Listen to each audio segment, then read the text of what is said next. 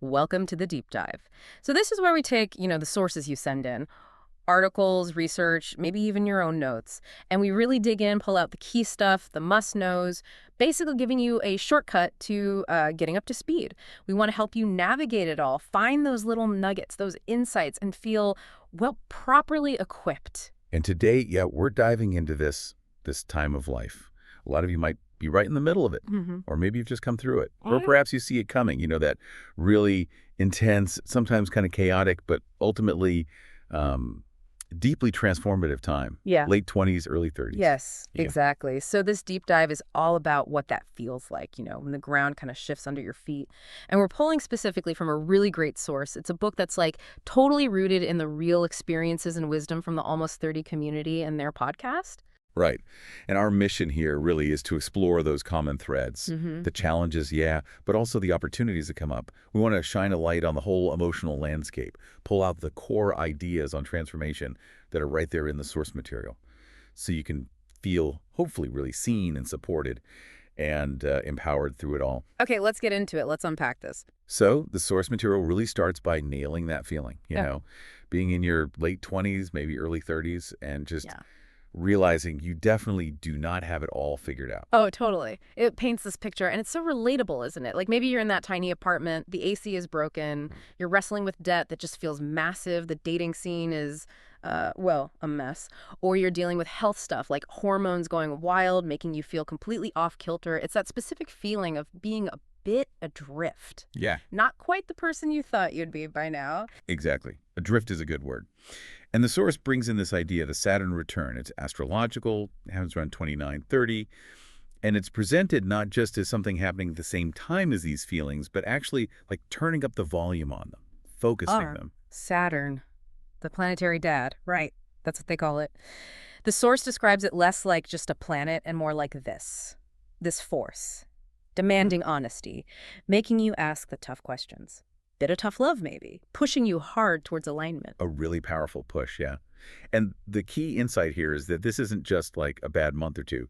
It's a period of massive shifts. The source really highlights how common it is for everything significant to feel up for grabs at once. Your sense of who you are, what you believe, your big relationships, your career, even where you live, how you live. Which makes that chaotic feeling make so much sense. It normalizes it. The source has this image I love, like your anchors are cut loose and you're just floating in the open ocean. No wonder it feels messy. Totally. And when the anchors are gone, you get this huge range of emotions. That feels right. The intense ones. Frustration, but also maybe moments of elation. Anxiety, definitely. Feeling directionless, isolated. But also maybe excitement, sadness, confusion. It's all in there. But here's the really crucial insight from the source. These feelings, they're not roadblocks. They're not things to just get over. They're actually lighting the path, showing you the way to deeper alignment. You kind of have to be willing to feel them. Wow. So, okay, if you're feeling all that intensity, that confusion, like everything's falling apart, the message is you're not doing it wrong. You're actually right where you need to be. This big wave of change isn't just happening to you. It's like happening for you, pushing you somewhere more authentic. Exactly. And that leads straight into another really key point in the material, this idea that leaning into change isn't just, a nice thought. It's essential. It's how you grow during this time. Change is inevitable. The source emphasizes that. You can't really avoid it. Right. And it uses these brilliant metaphors to show why this difficult change is so transformative. Like an egg in boiling water, right? Right. It gets solid. Or a caterpillar in a cocoon total transformation becomes a butterfly. Right. Or even like a grain of sand irritating an oyster. It becomes a pearl. The struggle itself, the challenge, that's what creates the change. That's the engine. So the catalyst really is your willingness to sit with the discomfort, to question things, to step into that unknown space, even though it feels, frankly, terrifying sometimes. But leaning in, that's easier said than done, isn't it? The source is really honest about resistance being just a totally normal part of this whole thing. It is. And the way the source talks about resistance is interesting. It's not usually a straightforward no. It's described more like a tangled web, woven from things like past experiences, maybe judgments you picked up somewhere, or holding on to really limited ideas about yourself or what's possible, or maybe just clinging to what feels safe, that comfort zone. And if you try to ignore it, Ignore those big questions Saturn's asking or push down the uncomfortable stuff. The source basically says resistance just gets louder. Those little whispers turn into relentless screams. So actually feeling the resistance isn't the problem. It's more like an invitation, right? To see what's tangled up and maybe move beyond it. Exactly. Which brings us to something the source comes back to again and again, the importance of tuning in. With all this change happening outside and all the questions swirling inside, connecting with your inner voice, your body, your soul, that becomes just critical. Yeah, the source talks about the body in this really cool way, like a wonderful antenna, always picking up signals, translating information from inside you and outside you into physical feelings. You know, that tight knot in your stomach when you're stressed, that's your body talking. Or those goosebumps or that feeling of relaxation when something feels right. That's your body sharing its wisdom, its utmost intelligence, as the source puts it. hmm Which means you need practices to actually listen to that intelligence. Journaling is mentioned, therapy too. And also just finding the courage to ask direct questions of yourself, of other people. The source really argues that's how you cut through the noise and get to the truth faster. And it gives this really important warning, doesn't it, about how we tend to layer our own stories, our interpretations, our assumptions onto things. And that creates so much unnecessary stress. Like the example is, your friend doesn't text back immediately and you spin out thinking the worst. Or your boss sends a short email and you read all this negative stuff into it. Exactly. And the insight is that spinning, that's not noticing what is true. That's creating drama, basically. Stressful stories. The invitation is just to notice what is true. Right now, maybe the friend is just busy. Maybe the boss prefers talking face-to-face to gauge your energy or ask follow-ups. Sticking to the simple truth is, well, free him. That idea of cutting out the noise, it connects to tuning into what the source calls your divine source. Or maybe a higher being. Like by getting quiet, you can actually hear your own inner voice, asking, okay, but how do you really feel about this? Beyond all the stories. And your soul. The source talks about the soul as your essence, right? Your inner guide. Yeah. The blueprint for who you could become. But it speaks quietly. You have to slow down, get quiet enough to actually hear it. It's described as your unique energy, your special sauce, your X factor. And the source gives practical ways to connect, right? Like actually writing letters to your soul, trying meditation. And it gives tips for meditation too, like finding a quiet spot and just watching your thoughts without judging them. The point isn't to stop thinking, it's just to notice that you're thinking. Even travel is mentioned as a way to connect. Yeah, that travel anecdote is great.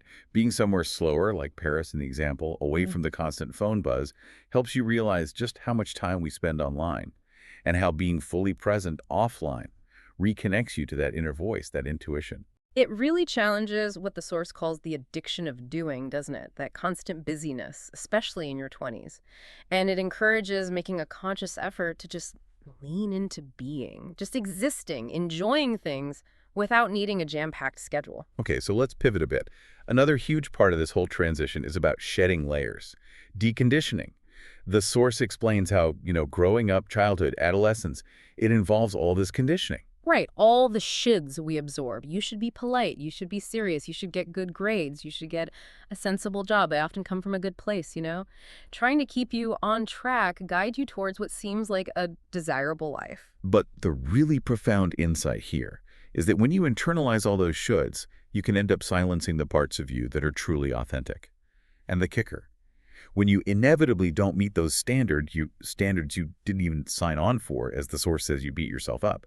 Massive self-judgment. There's an example in the source about realizing they'd identified so much as the polite girl that they'd completely suppressed their imaginative, curious, maybe even rule-breaking side. Wow. So that process, deconditioning, letting go of the patterns, the beliefs that aren't really yours, the source presents that as totally essential for growth during the Saturn return time. And yeah, it can feel like your world is falling apart, but that discomfort is not a sign you're wrong.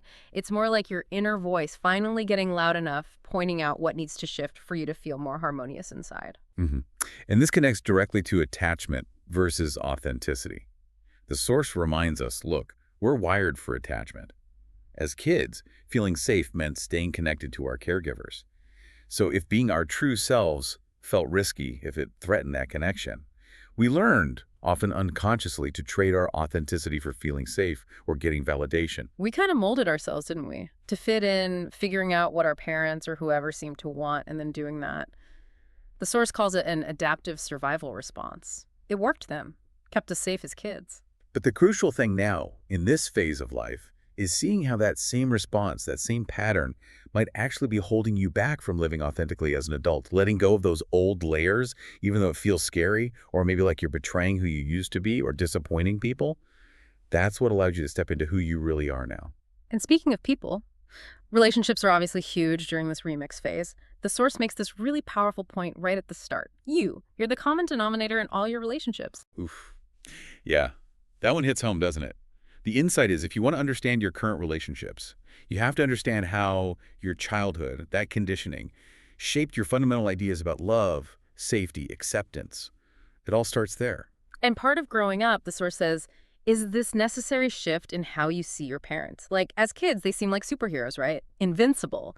But maturing means starting to see them as, well, human, fallible, with their own stuff, their own history.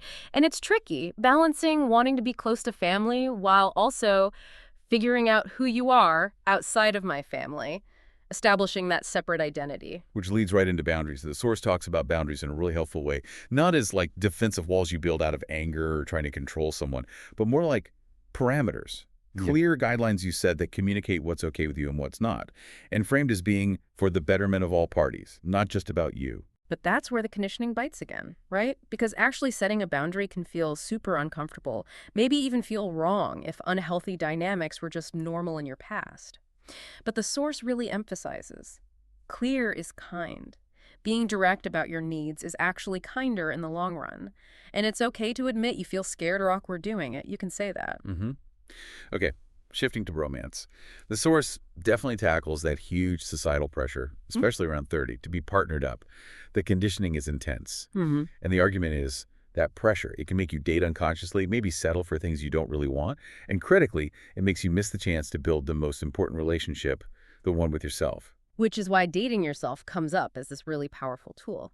And it sounds maybe a bit cheesy, but it's presented as a real practice for figuring out what you actually want and need, for finding joy just being by yourself, for building self-trust. There's that anecdote in the source, right, about dating someone, Jay, who had some good qualities. Yep. But it wasn't until after a period of really focusing on dating themselves, getting clear, that they could fully recognize and appreciate the qualities they really wanted in Sean, who became a significant partner later. Yeah, it's about becoming the person you want to attract. It fundamentally changes the game, changes who you draw in. Friendships, too. Definitely in the remix during this time. The source acknowledges, yeah, they ebb and flow naturally, but it also talks about the real pain of friendship breakups. And the reasons can be varied, right? Maybe old patterns just don't work anymore. Maybe your values have diverged. Or maybe you just feel lonely in that friendship, like you can't be your full selves. And the validation here is so important. Friendship breakups are legit. They hurt. The source even notes they can affect you neurologically, kind of like a romantic breakup does. It's real grief. So how do you handle those? For those tough, clearing conversations, the source has some advice, like try to process your own emotions first. Get maybe 90% processed before you even talk. That way you're coming from a clearer, more heart-centered place, not just reacting or dumping feeling. Right, and set an intention beforehand. What do you actually want from this conversation? Clarity, an ending, a chance to repair. Knowing that helps guide it. And if a friendship does end, maybe without that conversation. For healing, the source suggests really letting yourself feel the sadness, the grief, noticing if it brings up any old patterns for you. And finding ways to create your own sense of closure, maybe through ritual or writing, if talking wasn't an option or didn't resolve things. Ultimately, yeah, recalibrating friendships, even when it's hard, make space. Space to attract people who are really aligned with who you are now. The source calls them soul contracts, connections chosen for growth and healing. Okay, let's shift gears again. Something super personal that comes up intensely now. Your relationship with your body. The source is incredibly upfront about how common the struggle with body image is, especially for women. Points fingers at social media comparison, yeah, but also just a culture that literally makes money off our insecurities. It's true. And it notes how even women who seem to have it all together, really accomplished women, still deal with body doubt, which just shows how deep this stuff runs. But the core shift the source recommends is huge. It's powerful. Instead of constantly trying to change your body, focus on changing your mind, changing the story you tell yourself about your body. Just imagine for a second, what if you weren't always dieting, restricting, criticizing? What would that feel like? It introduces these practices for befriending your body. What does that actually mean? It means building a real connection, asking your body, hey, how do you feel? Noticing sensations. That feeling after a tense chat with your boss, not as problems, but as information, as intelligence. The body is framed as this key way to sense things energetically, to experience your own, like divinity. And the Saturn Returns, this big call to really embody your life, to live in your body, not just in your head. And to do that, you need a new system of measurement, the source suggests. Like, ditch the scale. Ditch the clothing size tags, the calorie counting, because mostly we just use those numbers to judge ourselves, right? Totally. So instead, measure stuff that actually feels good. Measure Yeah. connection. How many real conversations did you have today? How many Wow. times did you genuinely smile? What progress did you make on something that actually matters to you? Shift the focus. Nourishment gets reframed too, not just fuel, but connection. Eating with presence. Mm. Turning in, how does this food make me feel? Not just physically, but like holistically. Prioritizing whole foods, staying close to the earth, as the source puts it. Yeah, and it specifically calls out protein as important, being really mindful of added sugars. It talks about the physical, mental, and emotional impacts of too much sugar. Suggests an 80-20 rule might be helpful. Movement also gets a rethink. Not just about burning calories, but connection. Slower, more intentional movement, things that connect your mind, body, soul. It even mentions intuitive dance or ecstatic dance as a way to release stuff. Like, apparently the hips hold a lot of emotion. Who knew? Yeah. And what's really insightful is how the source connects physical health directly to mental well-being. It mentions the high rates of anxiety, depression in this age group during all this change and uncertainty, and suggests that poor nourishment actually makes it worse. It touches on nutritional psychiatry, this idea that your gut health, your microbiome, is directly linked to your brain health. It's all connected. There's also this concept of the subtle body, your mind, intellect, ego. The source says during transitions, this gets more sensitive and can actually influence your physical body. So learning to listen when your body sends messages, chronic pain, skin issues, whatever, becomes really important. The source also brings up birth control pills, specifically. Yeah. Just highlighting potential impacts on hormones, sexual function, mental health. The point isn't judgment.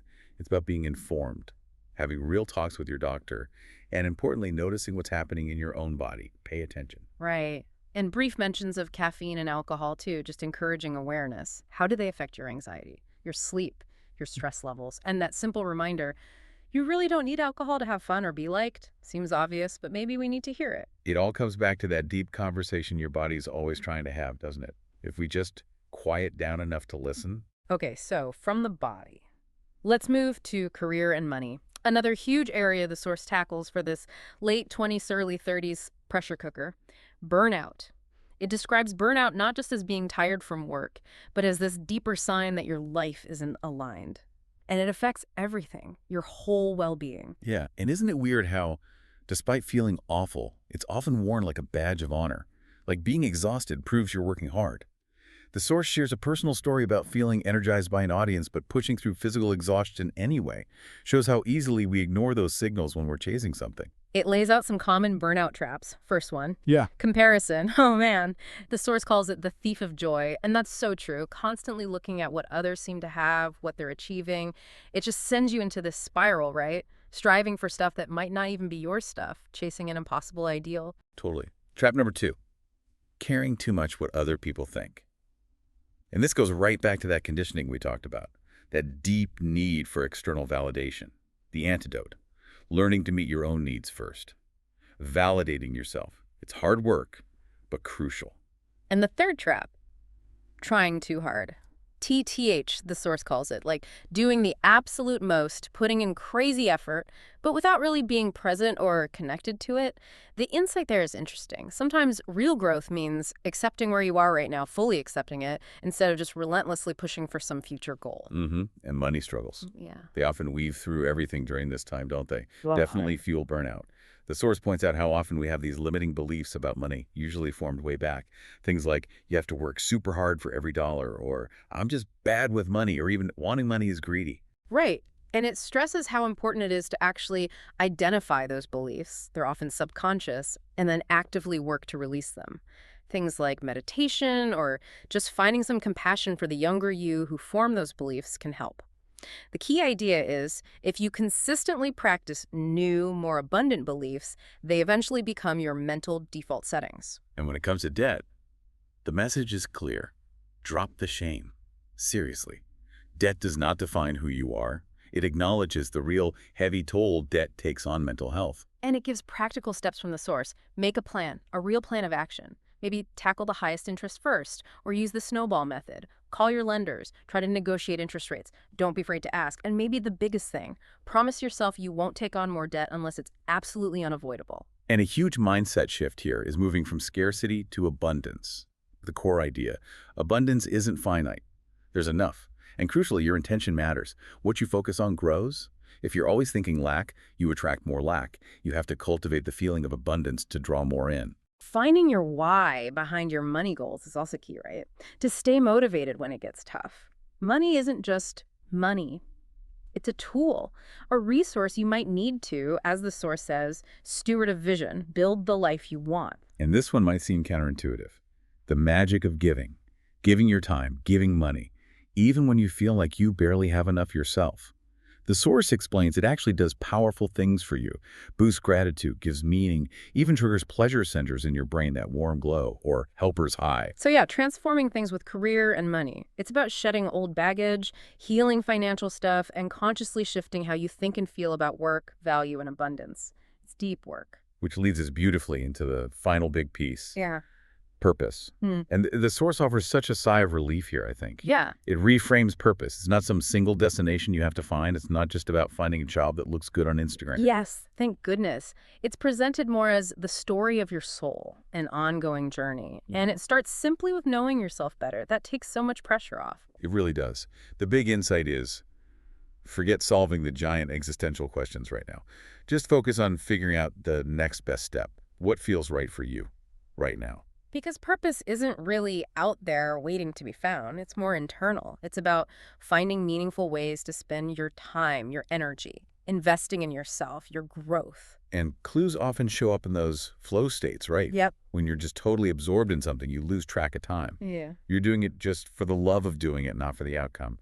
Pay attention to those moments. The source mentions how our own brains can kind of trip us up here, talking about anchoring bias. Like the first idea you get about something really colors how you see everything else related to it, and the Saturn Return.